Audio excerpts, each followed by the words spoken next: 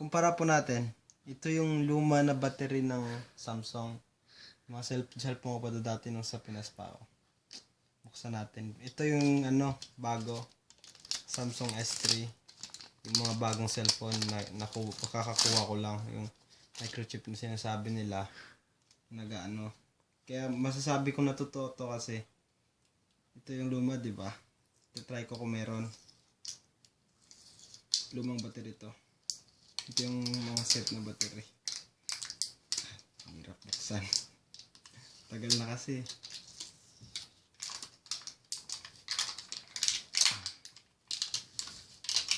O, diba? Wala kayong makikita ng microchip dito. Battery lang talaga siya. Ito, kumpara mo dito. Meron pang mga arte-arte na ganito. O, diba? Yun. Kaya, kayo dyan mga Samsung user, ingat-ingat kayo, kunin nyo na.